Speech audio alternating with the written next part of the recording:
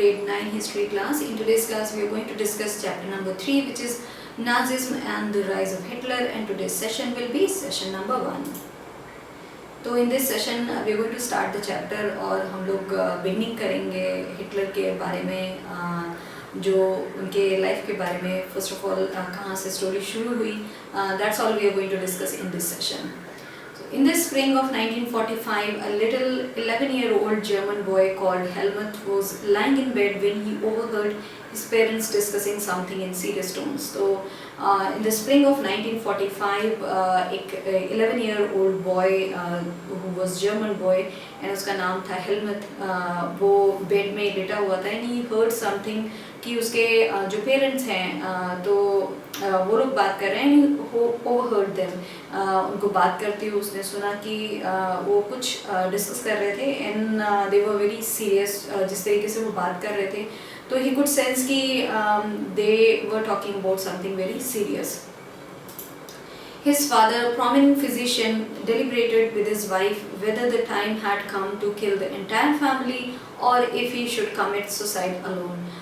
तो what he overheard that उसमें जो उसके parents थे and his father was saying something, and his father was a prominent physician थे, उसके जो dad थे वो एक prominent physician थे उस time के, and वो अपनी wife से ये बोल रहे थे कि whether अब time आ गया है कि he should kill the entire family, कि सारी family को, पूरी family को kill कर दे और वो केवल अकेले ही जो सुसाइड है उसको कमिट करें. तो this is what that 11-year-old boy overheard talking his parents. उसके पेरेंट्स जो थे ये बात कर रहे थे, जो बड़ी सीरियस जो बात चल रही थी, that he overheard. His father spoke about his fear of revenge, saying, "Now the Allies will do to us what we did to the crippled and Jews." तो what his dad said, his जो father थे उन्होंने बोला कि वो डर रहे हैं, जो fear of revenge है, अब जो revenge उन लोगों से लिया जाएगा उसके लिए वो डर रहे थे. and he said कि जो अब allies हैं वो लोग मिलके उन लोगों के साथ वही करेंगे जो उन्होंने किया दूसरों के साथ, जो उन्होंने crippled लोगों के साथ and Jews के साथ जो सब कुछ किया है वही सारी चीज़ें अब उनके साथ होंगी. and this is why he was talking to his wife. वो बात कर रहे थे सुसाइड करने के लिए, and then he was thinking कि या तो पूरी फैमिली को मार दें या फिर वो केवल सुसाइड करें, बिकॉज उनको ये डर लग रहा था कि अब जो है रिवेंज लिया जाएगा उन लोगों से, जो एलाइज हैं वो मिलके उनसे रिवेंज लेंगे, जो कुछ उन लोगों ने किया दूसरे लोगों के साथ वही उनके साथ भी होगा. So this is what that 11-year-old boy Helmut he overheard. The next day he took Helmut to the woods where they spent their last happy time together singing old children's song. Later Helmut's father shot himself in his office. तो next day रात के बाद जब next day आया, then जो helmet थे उसके जो डैड थे वो उन लोगों को लेके गए वुड्स में. वहाँ पे उन लोगों ने they spent last happy time together. जो लास्ट टाइम था वो बहुत अच्छा सा उन लोगों ने वो दिन they spend the whole day together. And उन्होंने वहाँ पे बच्चों के जो गाने वो सारे चिल्ड्रन सॉन्ग है वो सिंग करे. So they had a good time. उन्होंने एक अच्छा जो टाइम था वो स्पेंड किया. एंड बाद में उसके बाद जो हेलमेट के फादर थे उन्होंने अपने आप को शॉट कर लिया. सो ही शॉट हिमसेल्फ, अपने ऑफिस में जाके he shot himself, and that's how उन्होंने अपने आप को ही उन्होंने सुसाइड किया अपने आप को शॉट करके. Helmut remembers that he saw his father's bloody uniform being burnt in the family fireplace. तो हेलमेट को याद है कि उसने अपने जो डैड की यूनिफॉर्म थी जिसमें पूरा ब्लड लग गया था, because he shot himself. Because of that the uniform जो थी उनकी वो पूरी ब्लडी यूनिफॉर्म थी, और वो उसने देखा कि वो जो फैमिली का फायर प्लेस है वहाँ पे वो बर्न करी जा रही है. तो this is what he remembers कि उसने उस टाइम देखा. And he was 11 years old. वो उस टाइम 11 year का था. So traumatized was he by what he had overheard and what had happened that he reacted by refusing to eat at home for the following 9 years. He was afraid that his mother might poison him. तो he was only 11 years old, तो उसने ये सारा जो सुना था the previous night, जो उसने ये सारी बातें सुनी थी कि हाउ उसके जो डैड हैं ही वॉज टॉकिंग अबाउट कि पूरी फैमिली को मार दे या फिर वो केवल वो खुद ही सुसाइड करे।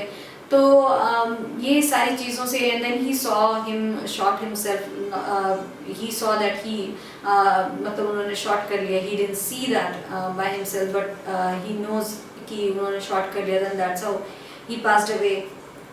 तो इन सारी चीज़ों का ही वो इतना ट्रॉमेटाइज हो गया इन सारी चीज़ों से हेलमन कि फॉर द फॉलोइंग 9 years उसने घर पे खाना भी नहीं खाया, बिकॉज ही वॉज अफ्रेड कि उसकी जो मॉम है वो उसको पॉइजन दे देंगी।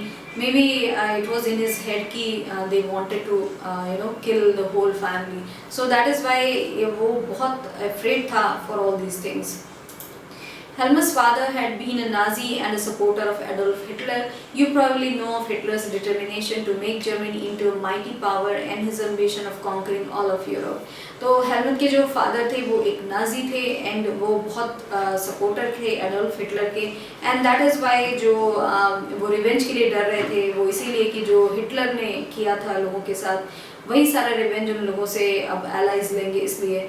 एंड आप probably you know कि हिटलर का जो डिटर्मिनेशन था जो जर्मनी को एक माइटी पावर बनाना चाहता था and his ambition of conquering whole Europe को वो कॉन्कर करना चाहता था, एंड दिस इज़ हाउ उसने जो चीज़ें की एंड दैट्स हाउ जो जब जर्मनी जब हिटलर की वजह से इतने सारे लोगों की डेथ हुई एंड देन एंड में उन लोगों को ये डर था कि उन लोगों से ये रिवेंज लिया जाएगा इन सब चीज़ों का। You may have heard that he killed Jews, but Nazism was not one or two isolated acts. It was a system, a structure of ideas about the world and politics. तो आप लोगों ने बच्चों में भी सुना होगा कि जो एडोल्फ हिटलर है उसने ज्यूज़ को मारा, बहुत सारे ज्यूज़ का लोगों ने उनके साथ बहुत ही ख़राब जो बिहेवियर है वो किया and he killed a lot of people. But Nazism जो है वो कोई आइसोलेटेड एक या दो एक्ट नहीं था, वो एक बहुत ही सोचा समझा हुआ, इट वाज अ सिस्टम, वो एक सिस्टम था नाजिज्म, एक स्ट्रक्चर ऑफ आइडियाज़ थे जो वर्ल्ड और पॉलिटिक्स के बारे में था। तो एक बहुत ही सोचा समझा हुआ वो एक सिस्टम था of the views about the world and the politics. In May 1945, Germany surrendered to the Allies. Anticipating what was coming, Hitler, his propaganda minister, Goebbels, and his entire family committed suicide collectively in his Berlin bunker in April. तो मई 1945 को Germany ने surrender किया आयलाइज को, और उसके बाद जो Adolf Hitler हैं एंड उनके जो एक बहुत ही मेन प्रोपेगेंडा मिनिस्टर थे गोबल्स, उनको ये एंटिसिपेट वो कर सकते थे कि अब क्या होने वाला है, तो उन्होंने यही एंटिसिपेशन करके फिर उसके बाद उन्होंने एंटायर फैमिली ने सुसाइड कमिट कर लिया, कलेक्टिवली उन्होंने सुसाइड किया। अपने जो बर्लिन बंकर है अप्रैल में उन्होंने वहाँ पे सुसाइड कर लिया, because he knew what is going to happen with him now, how he उन्होंने किस तरीके से इतने सारे लोगों को मारा, तो now that will all come back to him, वो सारी चीज़ों का रिवेंज एलाइज जो है उनसे लेंगे। At the end of the war, an international military tribunal at Nuremberg was set up to prosecute Nazi war criminals for crimes against peace, for war crimes and crimes against humanity. तो जब end of the war हुआ वहाँ पे एक international military tribunal बनाया गया, Nuremberg में setup किया गया, जिनका काम ये था कि नाजी जो वॉर हैं क्रिमिनल्स उनको वो प्रोसिक्यूट करें अगेंस्ट जो उन लोगों ने सारे जो ये क्राइम किए हैं for war crimes, and also जो उन्होंने क्राइम अगेंस्ट ह्यूमैनिटी जो उन्होंने किया उसके लिए उनको प्रोसिक्यूट करने के लिए ये ट्राइब्यूनल बनाया गया। Germany's conduct during the war, especially those actions which came to be called crime against humanity, raised serious moral and ethical questions and invited worldwide condemnation. What were these acts? तो Germany का जो conduct था during जो war में उनका conduct था, specially वो action जो कि वो कहलाए जो उनके क्राइम अगेंस्ट ह्यूमैनिटी जो थे वो जो थे उन्होंने एक बहुत बड़ा जो serious moral and ethical question है वो उठाया एंड पूरे वर्ल्ड वाइड, पूरे वर्ल्ड में इस चीज़ को कंडेम किया गया। जिस तरीके से क्राइम अगेंस्ट ह्यूमैनिटी किए एडोल्फ हिटलर और नाजी लोगों ने, उस चीज़ को पूरे वर्ल्ड ने कंडेम किया। और ये सारे जो एक्ट थे वो क्या थे, वो हम लोग देखते हैं next.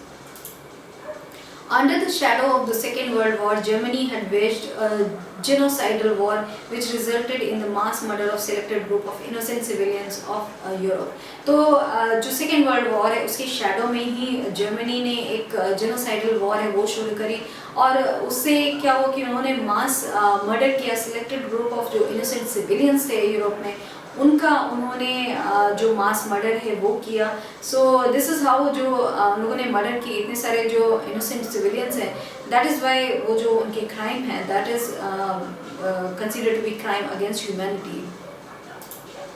The number of people killed included 6 million Jews, 200,000 gypsies, 1 million Polish civilians, 70,000 Germans who were considered mentally and physically disabled, besides innumerable political opponents. तो ये जो एक्ट थे वो क्या थे, तो ये इतने सारे लोगों को ज्यूज़ ने, एडोल्फ हिटलर ने जो ज्यूज़ थे उनको मारा। नंबर 6 मिलियन नंबर था ज्यूज़ को उन्होंने मारा। तो जो नाजी थे और एडोल्फ हिटलर, उन लोगों ने जितने नंबर ऑफ लोगों को मारा उनमें इंक्लूडेड थे 6 मिलियन ज्यूज़ थे, उसमें 200,000 जिप्सीज थे उनको मारा, 1 मिलियन पॉलिश सिविलियन थे एंड 70,000 जर्मन्स थे। और वो जर्मन्स कौन थे, ओवर जो मेंटली एंड फिजिकली डिसेबल्ड लोग थे उनको भी मारा। और इसके अलावा उन्होंने बहुत सारे जो उनके पॉलिटिकल अपोनेंट थे उन सबको भी मारा। So he killed a lot of people, उन्होंने बहुत सारे लोगों को मारा। Look at the number of people जो उन लोगों ने इतने सारे लोगों को they have killed. Nazis devised an unprecedented means of killing people, that is by gassing them in various killing centers like Auschwitz. तो नाजी लोग जो है उन्होंने एक अनप्रेसिडेंटेड मीन्स ऑफ जो किलिंग पीपल है वो उन्होंने यूज़ किया। उन लोगों ने उनको गैस से मारा, गैस चैम्बर्स यूज़ करे उसके लिए, और उनके पास बहुत सारे किलिंग सेंटर थे जहाँ पे वो लोगों को मारते थे। एक ऑशविट्ज़ का जो किलिंग सेंटर है वो बहुत फेमस है। सो दिस इज़ हाउ उन्होंने जो तरीके यूज़ करे, जितने सारे लोगों को मारा, that is Y in the and he new, Hitler new की जो एलाइज हैं वो सारे जो क्राइम अगेंस्ट ह्यूमैनिटी हैं उसका बदला उनसे लिया जाएगा। The Nuremberg Tribunal sentenced only 11 leading Nazis to death. Many others were imprisoned for life. तो जो न्यूरमबर्ग ट्राइब्यूनल बनाया था उन्होंने केवल 11 जो लीडिंग नाजीज थे उनको उन्होंने सेंटेंस किया डेथ के लिए, एंड जो बहुत सारे और थे उन लोगों को इम्प्रिजन फॉर लाइफ किया गया। The retribution did come, yet the punishment of the Nazis was far short of the brutality and extent of their crimes. तो वो उनके खिलाफ एक्शन लिए गए, बट जो पनिशमेंट नाजीज को मिला वो बहुत कम था। जितना उन्होंने जिस ब्रूटैलिटी से, जिस एक्सटेंट से उन्होंने क्राइम किए उसके अगर उसको देखा जाए तो उनको जो पनिशमेंट मिला वो बहुत ही कम था। The Allies did not want to be as harsh on defeated Germany as they had been after the First World War. तो जो Allies थे वो उतना ज़्यादा harsh नहीं होना चाहते थे on जो defeated Germany था, और जो Nazis थे उन पे इतना ज़्यादा harsh नहीं होना चाहते थे जितना वो लोग थे after the First World War.